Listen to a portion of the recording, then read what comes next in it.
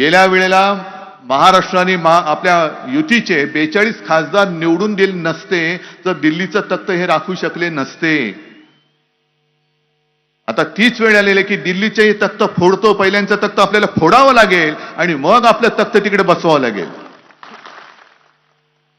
यांची जी काय मिजाज आहे, आपकी बार 400 पार, मी म्हणतो आपकी बार भाजपा तडीपार. या घोषणा द्या, आपकी बार जोरात, आपकी बार भाजपा तडीपार. कसले 400 पार होतं ते बघतो मी तुम्हाला. अरे गेल्या वेळेला जर माझे 40-42 महाराष्ट्राने निवडून दिले नसते तर तुम्ही 250च्या पुढे जाऊ शकला नसतात.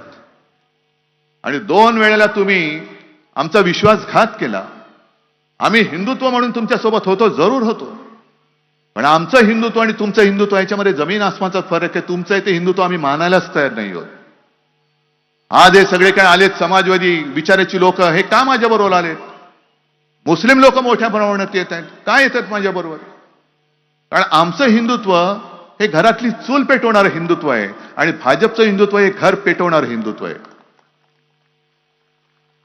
आमचं हिंदुत्व हे गाडगे बाबांचं हिंदुत्व आहे. जो तहानला असेल त्याला पाणी देणं, जो भुकेला असेल त्याला अन्न देणं, ज्याच्याकडे वस्त्र नाही त्याला वस्त्र देणं, ज्याच्याकडे घर नाही त्याला घर देणं.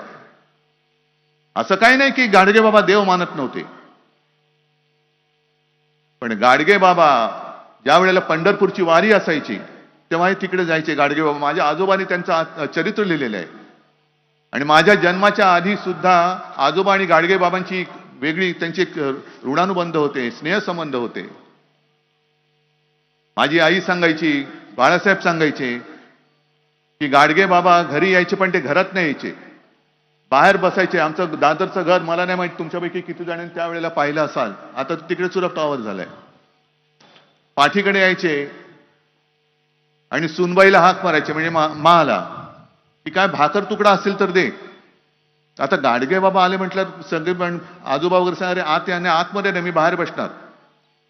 आणि मग स्वयंपाक करायला लागली तर ते बोलाय, सुनबाई असं नाही करायचं, तुझ्याकडच्या कालचा शिळा काय भाकर तुकडा असेल तर दे, नाही तर मी चाललो. मग ते शिळं काय असेल तर ते खायचे. आणि हे गाडगे बाबा जेव्हा पंढरपूरला लागायचे तेव्हा त्यांचा खराटा घेऊन ते तिथल्या त्या चंद्रभागेचं वाळवंट झाडत बसायचे काठ. मग कोणतरी जायचं, काय बाबा तुम्ही दर्शन घेतले की नाही मंदिरामध्ये, आषाढी आहे. ते म्हणाले, हा बघ समोर जो पसरलाय ना, हा माझा देव आहे. जे वारकरी असायचे ते सांगायचं, हा माझा देव आहे. इकडे मुलं बाळ महिला किती आलेल्या आहेत.